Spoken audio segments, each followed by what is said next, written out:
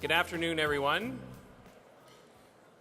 We're going to get started with the afternoon section of our program. And what we'd like to do now is to highlight each of the 4 strategic directions within the Integrated Health Service Plan, starting with improving access to family health care. And we're very fortunate to have Dr. Rick Glazier here.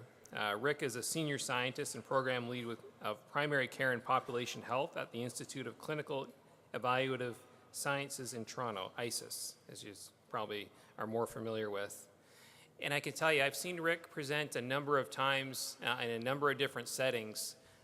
Incredibly bright guy, but also has an incredible knack for explaining things in very simple terms and using diagrams, graphs, to be able to communicate a message about some of the data collection analysis that he and ISIS have done over many years. So I think we're very fortunate to have Rick here. I am sure you'll be impressed with his presentation.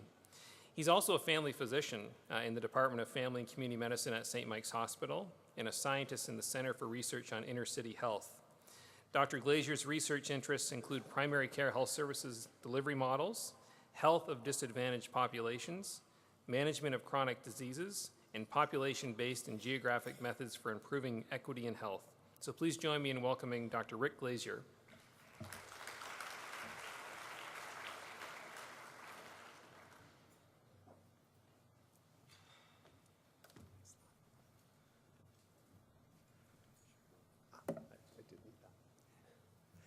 Well, thank you very much, Michael, and thanks very much to the organizers for asking me to come speak with you today.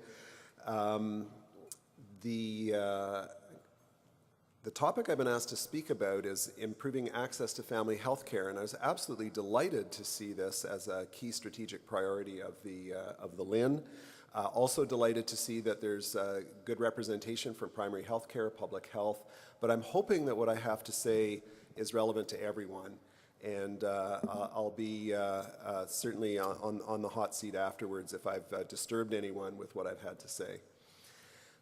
So in terms of disclosures, I don't have any commercial relationships to disclose or of commercial support.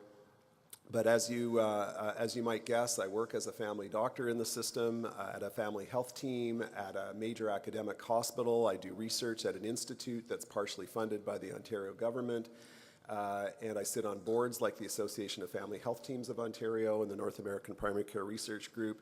So although I'm saying I don't have commercial disclosures to make, I would be far from saying I don't have a viewpoint or I might not in some ways be biased that you might want to take me to task for, because I think we all have our viewpoints. So the topics I'm going to cover briefly this afternoon, and again, sort of unenviable coming right after lunch. I think my job is to keep you awake, so I'll try to do that. I'm going to talk very briefly about family health care and what we mean by family health care, and we may not agree completely about that, but I suspect we might. I'm going to talk about the health system role of primary care in case there are any unconverted in the audience. And then I'm going to talk about what I was asked to talk about, which is access. So I'm first going to allude to some international comparisons, and some of those were actually discussed a bit earlier today by Saad Rafi. I'm going to talk about time trends in Ontario and how have we been doing with access and how access has been changing over time. I'm going to talk about team-based care and access to team-based care because that's a new and very important direction, not so new, very important direction in Ontario. And I'm going to talk briefly about those not in a model of care because I think we've tended to ignore that group. Rather than just talking about problems and challenges, I do want to spend some time talking about where do we go, how might things get better, what are some ideas. Researchers are always reluctant to do this kind of stuff, but I'll go partially in that direction. Talking about how, and I won't get too far into the weeds I hope, but that we have some real misaligned incentives in our health system across our sectors. And we do have quite siloed sectors, unfortunately, still. And then I'm going to talk about creating a culture of improvement and accountability and working across sectors, although I will not get into health links very much at all because I know that that's the next speaker. So family health care, when I searched on this term, I found it first used in ministry documents around 2009, It was often used initially around family health teams, but I've taken it to mean really all of primary care, the whole range of primary care services in Ontario. And in case you didn't want to follow the alphabet soup of all the acronyms in this sector, because they're FIGs, FINs, FITs, FOs, CHCs, NPLCs, we got acronyms like you wouldn't believe. I've given you a list. So there's the list of acronyms all spelled out. But the community health centers, nurse practitioner-led clinics, we have these aligned models that are more blended capitation, family health organizations and family health networks. We have these so-called non-aligned models, which are family health groups and comprehensive care model. We have rural and northern, and we have a whole host of other models that I won't go into. This is probably too small for you to see all the details of, but I'm happy to make these slides available later, and this appeared in a recent publication that you could also access. So without going into all of the details, there are some fairly major differences in how physicians are paid. In community health centers, it's salary. In other models, it's blended, but is mostly fee-for-service. In other models, it's blended, but is mostly capitation, meaning an annual fee per rostered or enrolled patient. There are differences in governance, whether community governed or provider governed. There are differences in requirements for after-hours care coverage, although almost all the models have that. So I won't get down too far into the weeds, just to say that an outsider looks at this and says, why in Ontario do you need all these models? And I'm not sure I know the answer to that, but it's very complicated, all these models. The idea, if you asked SAD or if you asked somebody else, would be, well, we need this to meet local needs, and that may well be true, but it's awfully complicated. The transformation of physician payment has been dramatic. So on your left, I think that's your left, it's my left, you can see the blue was fee-for-service back in 2002, and that's how the majority of Ontario's family doctors were paid. And you can see when you look on the right side in 2012, this is in that same recent publication, you can see an awful lot of green and an awful lot of red, and these are blended payments. So the green is mostly capitation, and the red is now mostly blended fee-for-service, and there's not that much straight fee-for-service left.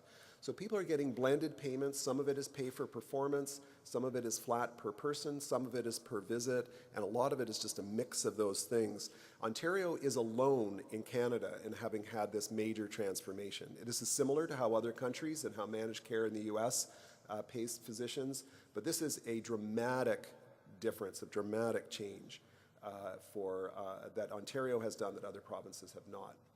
So that's just some context and some background. I'm going to move on briefly to the health system role of primary care. This is for the unconverted in case you need converting to this.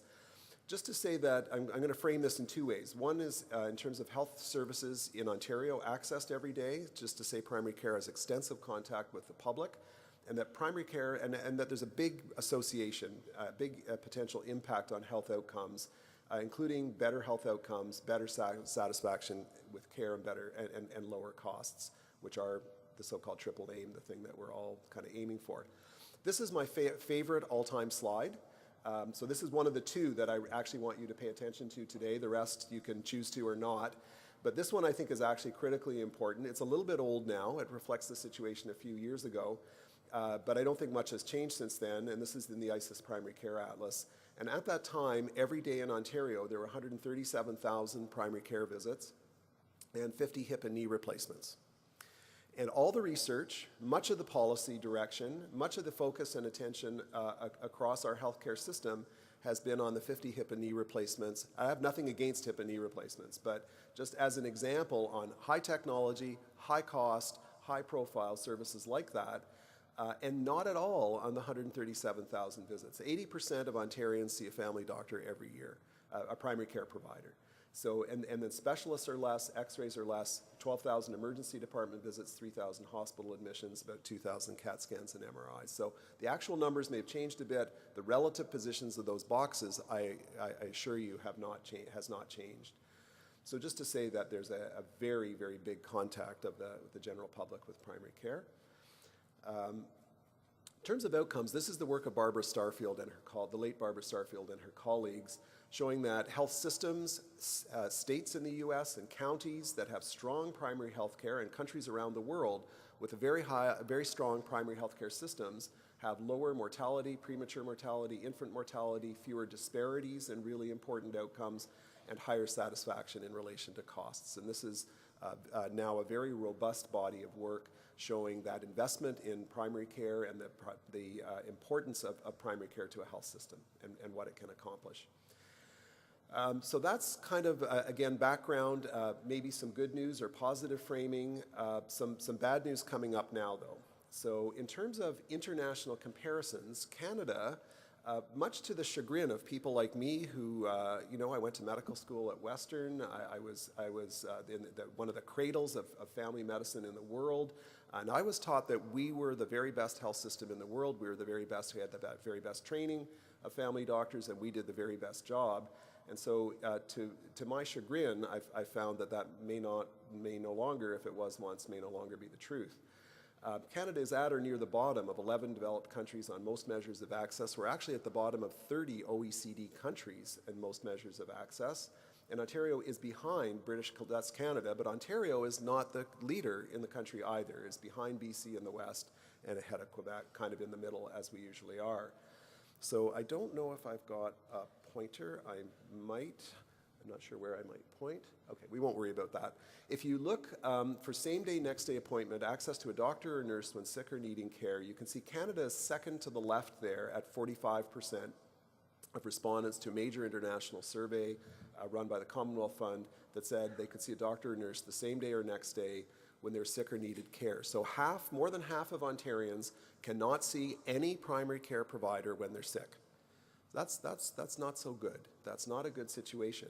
In some countries of the world, it's between 80 and 90%. Many countries of the world it is. What about waiting 6 days or more? Canada, it was the worst. Canada was below the US in terms of a third of the population having to wait about a week to get care when they were sick. What about difficulty getting after-hours care without going to the emergency department? Again, Canada not faring so well. Again, second from the left. 65% of people saying they had difficulty getting care after hours without going to the emergency department. There are a couple of other countries, Sweden and the US, that look sort of similar.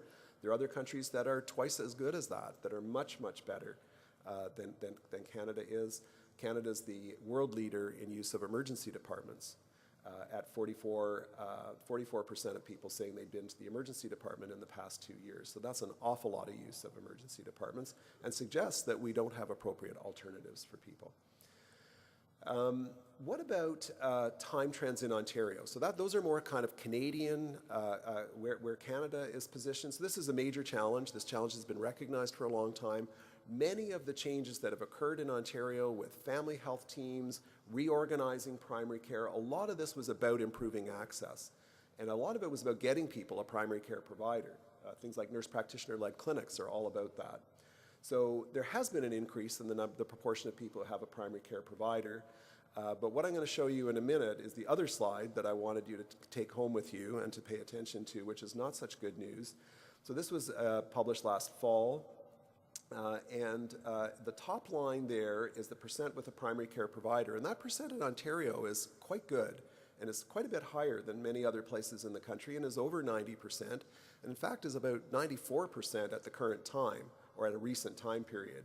And it's gone up from about 91% to about 94%. However, that 94% of people who will tell you on a survey that they have a primary care provider have a lot of trouble getting in to see that provider. So the red squares are percent with the same day, next day appointment, which I showed you. But here's the time trend going back to 2005, stretching out over 2010, 2011. And this is a quarterly survey called the Primary Care Access Survey that was done in Ontario at that time. And it really showed no improvement over time in same day, next day appointments. The percent with a walk-in clinic visit in the past year is about 25% in Ontario. A quarter of Ontarians with a family doctor who say they have a primary care provider go to a walk-in clinic every year. There's something wrong with that picture, and that has not improved over time either.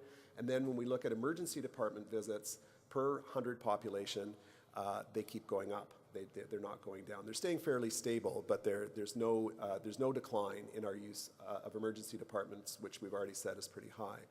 So this is a pretty disappointing scenario to look at, to say we've spent a lot of money and a lot of time, and we've got all these new models, a lot of which was for the purpose of improving access, and it's pretty hard to see that some important aspects of access perhaps haven't changed very much. So that's a tough, those are tough findings to look at. So the other thing to talk about in terms of access, to shift gears a bit, is team-based care has been a really major theme. The community health centers have been around for quite a while, since the 1970s. They care for about 250,000 people in Ontario for primary care, and about double that for the wide range of services that they provide. Family health teams now care for close to 3 million people. The nurse practitioner-led clinics were at 27,000 but are still opening, and that number will be quite a bit higher. And then some of our group primary care practices, family health organizations, networks, and groups are getting additional interprofessional team members like nurse practitioners, physician assistants, social workers, and so on, to try to build them to have an interprofessional team of their own, although not to the same extent as the other models. So these are incredibly important directions. They're international directions. They're what we all think is the right thing to do, to have an interprofessional team so that people in Ontario are not dependent just on the family doctor, but have a wide range of service providers, all practicing to the top of the best of their skills and the top of what their professions are. And I think everybody agrees on that goal. So when we think about access to team-based care and we look at community health centers, this is work published last year, and I'm delighted that one of our major co-investigators, I'm not sure where in the audience she is, Jen Rayner, worked very closely with us on this, and I want to credit her with quite a bit of this work that we did together with the community health centers, and thank you all in the community health centers for working so closely with us. But on the left, the blue bars are Ontario, and the orange bars are Ontario community health centers. And these are data from 2008 to 2010. And you can see the community health centers serve a more rural population than the rest of Ontario, substantially more low-income population than Ontario, about twice as much. Certainly more immigrants than is average for Ontario, and Ontario has a large amount of immigration, and substantially more comorbidity than is average for people who live in Ontario. So this is the profile of community health centers. No one in the community health center sector is surprised to see this. This is the purpose and direction of CHCs these days, although I learned from sitting at my table that initially CHCs were designed to start here and then to expand to everybody else. So maybe we're still getting there at some point. How about family health teams? Family health teams look after close to 3 million people. They're also very rural in character, as you can see. However, they're not as much low income as the rest of the province is, in contrast to the community health centers. They serve about half as many immigrants as would be representative of the province of Ontario, and their comorbidity is about the same. So these are our interprofessional teams that we've made major investments in, and the populations they're looking at have the same level of morbidity and comorbidity as the average Ontarian, including those not in care, not needing care, and healthy. So this is the profile of the family health teams, which is average when it comes to comorbidity. What happens if we put them together? What happens if we say, okay, this represents a great deal of interprofessional care, not all of it in Ontario. I apologize, I don't have information yet on the nurse practitioner-led clinics. But if we put them together, they look like family health teams, because that 3 million versus close to 300,000, that they don't balance each other off, just in terms of numbers. So this is what team-based care looks like. So we've created for many a concerning issue where if you are a client in a community health center or a patient in a family health team, you can see a physician or a nurse practitioner. You can talk to a dietitian about your diabetes or nutrition. You can see a social worker about issues going on in your family or emotional issues going on in your life. Starting soon, you'll be able to see a physiotherapist. You have all these services available at no cost to you, integrated with your team, with an electronic medical record and all of that. And people who are not in one of these models don't get that. Those are services you have to pay for or have a plan that will cover for those services. So we've kind of created these two classes, and they don't look entirely equitable in terms of who has access to team-based care in Ontario. So those in large urban centers, those with low income, recent immigrants, and those with higher comorbidity are unfortunately among those not as well represented and not having team-based care as accessible to them. And so this is perhaps a situation of inequity that needs to be addressed. The other group that I've become increasingly concerned about over time is those who are not in a model of care. About 10 million Ontarians are a client in a CHC or an AHAC or an Aboriginal Health Access Centre, or they're rostered with a physician in one of these other models. But we have about 3 million Ontarians who are not in a model. And if we look at their characteristics, they're also a little bit more rural. So despite all these rural models, we still have people in rural areas who have difficulty accessing care. They are more likely to be low income, they are more likely to be immigrants, and they have less comorbidity, which is a good thing. So there are people in here who don't feel the need to have a provider. But the rest of the profile here is maybe a little bit concerning. And there are consequences if you do have a health condition and you're not in a model. So this is a bit complicated, so I'll just take you through it just a bit gradually. So this is a study that we've published, again, fairly recently, just last year, that looked at people with diabetes in Ontario and looked at the care they were getting. So 3 services you're supposed to get if you have diabetes is you're supposed to have your cholesterol checked, you're supposed to have your blood sugar checked, and you're supposed to have your eyes examined. And so we looked at the percent that did, and the overall percents were kind of 70–80% for each, but then when we looked at all 3, it was only about 25 or 30% of people were getting all 3 things they needed in the right time frames. And on this slide, we're comparing on the left those who were in team-based capitation, by which we mean family health teams. So the blue bars are family health teams. The orange bar is physicians in a family health organization who are a capitation model, not in a team. And that one line is the blended fee-for-service. So you can see that the team-based and the capitation-based are doing well.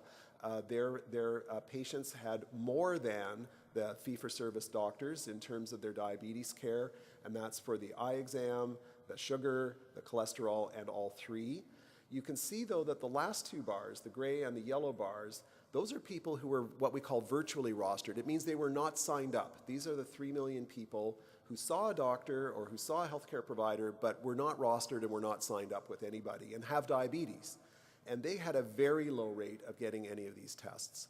So the idea that we have people with chronic conditions who are not well attached to care, who are not in family health teams, who are not getting the care that they need is, to me, very concerning. I do want to talk about some data limitations from all these things that I've been telling you. Some of these data are older. They're from 2–3 years ago or even a bit more. These were all collected for other purposes. These are things like OHIP physician billings, hospital records, and so on that were not collected for research purposes. We have to use in Ontario proxies for neighbor. Things like income come from neighborhood. Things like immigration come from when did you get your first health card. Not all those people are immigrants, but about 80% are. So we have weak information systems, and so we're always trying to do our best with the data that we have, but there are all these limitations. Not all of these analyses could include CHCs, although I'm delighted that for the first time we've been able to include CHCs in a lot of this work. And survey data, like the Commonwealth Fund Survey or the Health Access Survey, do have sampling and response biases, so it's not to say that they're perfect. Let's move now a little bit more towards the solution space in terms of what I would call misaligned incentives. So we'll talk about misaligned incentives with timely access and just some hints of how things might improve. And there are some initiatives to help things move in these directions already. So access, as we've said, timely access to care is probably the biggest challenge. From my perspective, timely access to primary care is one of the biggest challenges of our whole healthcare system. And the rest, we see the repercussions in the emergency departments and the hospital admissions and difficulties with hospital discharges and all of those things occurring as a result. There are no direct incentives in Ontario for timely access. So given Canada's position and Ontario's position and lack of change over time, we have no direct alignment of incentives for timely access to care at all. We have lots of pay for performance for other things, but not for this. Indirectly, we have this thing called the access bonus where doctors lose funding if their patient goes to see another provider. We have requirements for doctors to be in their offices till 8 p.m. and on weekends, but we don't have any direct incentive for seeing people in a timely way. We have these learning collaboratives that were with QIP, the Quality Innovation and Improvement Partnership, are now part of HQO, and these are rolling out, but only a few hundred physicians, only a few hundred providers have really been involved so far, although these have expanded and are doing more. The plan is the quality improvement plans that are rolling out for the interprofessional teams in the coming year are going to include patient surveys of timely access. So at least it will be measured, start to be measured, and it's being seen as important. What works in this area is open access scheduling. In other words, for providers to keep a big chunk of their day open for people who call in. And this is a big change that people are having difficulty. Many places have moved to this, but this has been difficult to implement and doesn't have a whole lot of support outside of the learning collaboratives.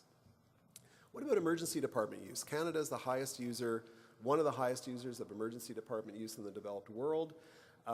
No direct incentives for reducing emergency department use in primary care. And again, this is where we're in silos in our sectors. We've designed primary care for primary care, and we have not designed it for episodes of care. We've not designed it with home care, acute care, long-term care in mind. Indirectly, we have this access bonus and after-hours requirements that I've mentioned, but what's misaligned here is doctors in the capitation models lose funding if the patient goes to see another primary care provider outside of their group, but they don't lose funding if they go to the emergency department. So because they lose funding, they can, in a community, doctors in different groups cannot get together to keep a clinic open till 11 or 12 at night or to have extended hours on the weekend because everybody will suffer financially and people are just not going to do that. So rationally, we wouldn't set up a system like that, I don't think, but that is how we've set it up. And then physicians now have an incentive to say, don't go to the walk-in clinic, go to the emergency department. There's a financial incentive. I'm not saying that doctors do that or that providers do that, but why would we design a system with that financial incentive where the message on the tape says, the office is now closed, please do not go to the walk-in clinic, please do not see any other provider, go straight to the emergency department. Our emergency departments are already in high use and overcrowded, so that's kind of how we've designed the system. So we do have a lack of timely access to alternate services, and that is what works. The final one is around need for care, and this I've mentioned already. So team-based care is less accessible to urban, lower-income people, immigrants, and those with multimorbidity, which is a great shame. The incentives, there really are no incentives in the system right now to look after sicker or more needy patients, with the exception of community health centers where this is part of their core mandate. But in the rest of the primary care sector, there is no mandate. There are no imperatives, there are no incentives, and there are no direct ones and there are no indirect ones. And where things are misaligned is the capitation payments, and about half of comprehensive primary care physicians in Ontario now are in capitation plans.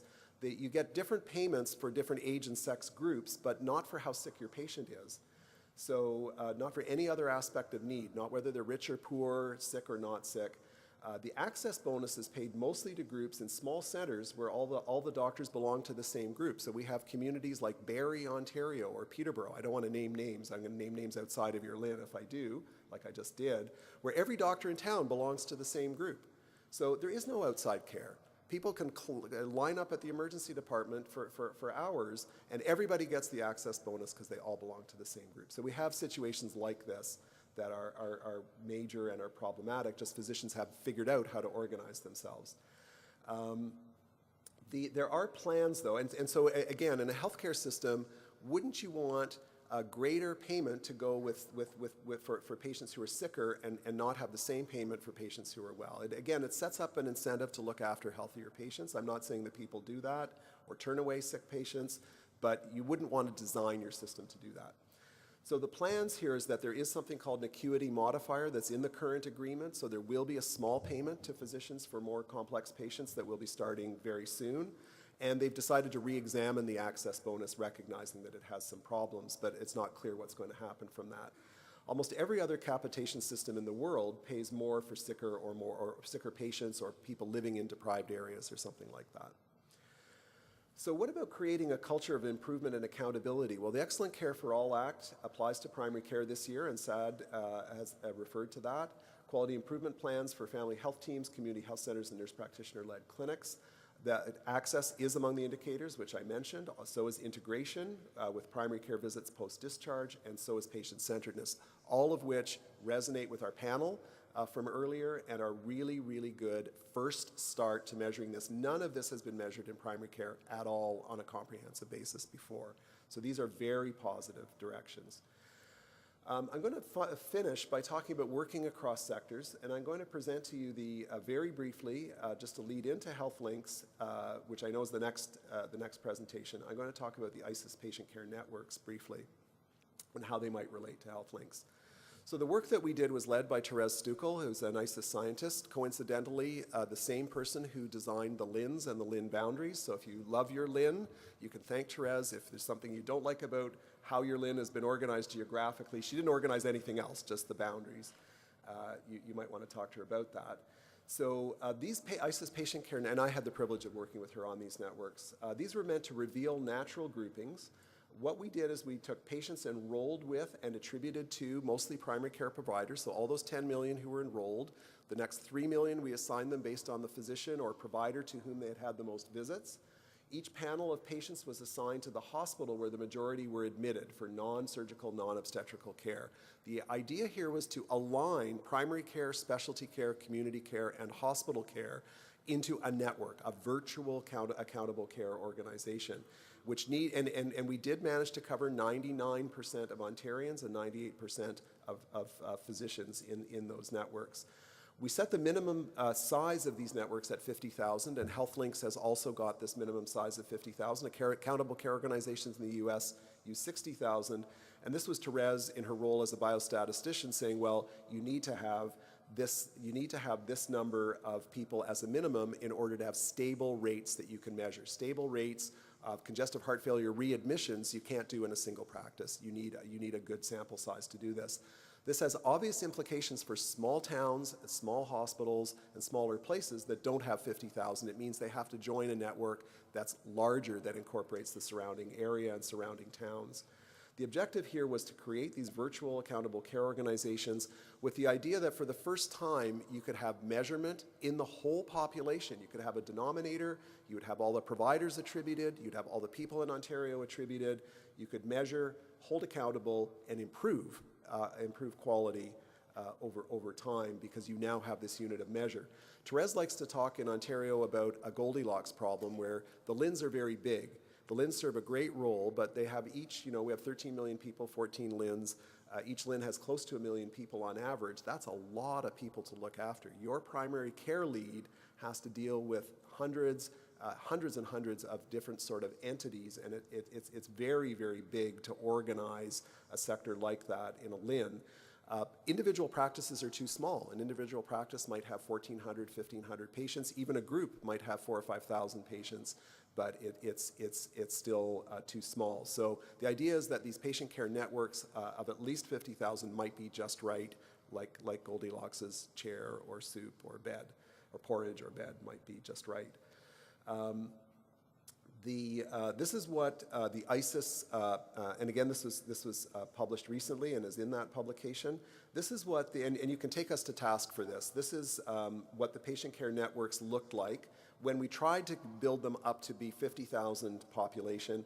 And you can see for the Southwest LHIN that we ended up with 6 or 7 patient care networks. If we attributed everyone to not the hospital to which they were most attributable, but to the next hospital, they would all be assigned to London, and we would have just recreated the LHIN.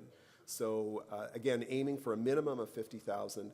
You can see that in the case of smaller centers, it was hard to know where to put them, and logically and rationally, this is not where they need to go. They should go into a network where they feel they belong, and we didn't have the ability to do that for the whole province of Ontario.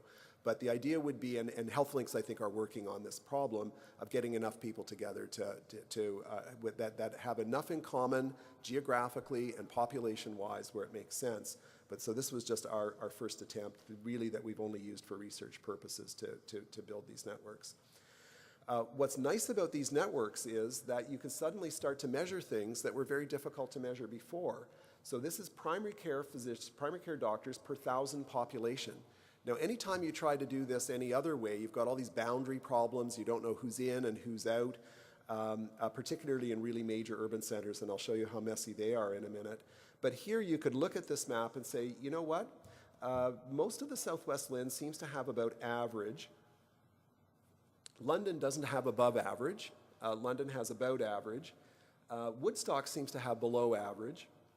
And if you look at Erie St. Clair, it helps to reinforce what we've known for a long time, that Erie St. Clair is well below the provincial average.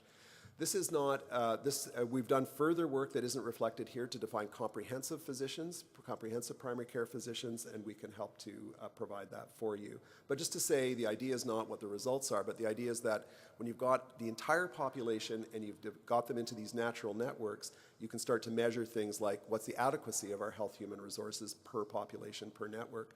You can also look to say, how are we doing with all the alphabet soup of primary care, the FIGs, FINs, FITs, FOs. We don't have CHCs or NPLCs in here because we didn't have those data at the time.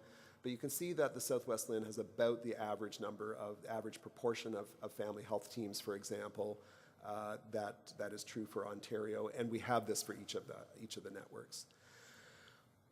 It's a lot messier than that, though. So what happens if you take all the providers that have at least most of their panel is admitted to a particular hospital, and you draw lines between the providers and the hospital? Well, you get these kind of spider web kind of diagrams, and these are in the publication as well. And you can see, sorry, we weren't able to get this exactly for your LHIN, but you can see if you look over to your right, you can see the two networks, and they do have some overlaps. And then you can see the next two don't overlap very much, but have a little bit of overlap over into the next LHIN. And then you can see the northern ones have a little bit of overlap, but not too much. So you're very fortunate that even these natural groupings don't have a huge amount of geographic overlap, in contrast to this. And when we showed Sad Rafi this over a year ago, he kind of pushed the map back across the table to us, and he said, "What do you expect me to do about this?" And he was right. It's really, really messy. So in places like Toronto, there are 32 networks that just completely overlap each other, and it's very, very messy. Patients come from outside of the downtown to see doctors downtown, et cetera. Ottawa looks pretty messy as well. Most of the rest of Ontario actually doesn't look too bad, though, and the north certainly doesn't look too bad. So I'm going to finish, actually, I guess maybe about 3 minutes early, perhaps. Look at that. I've never done that before. Health links were announced in December of 2012.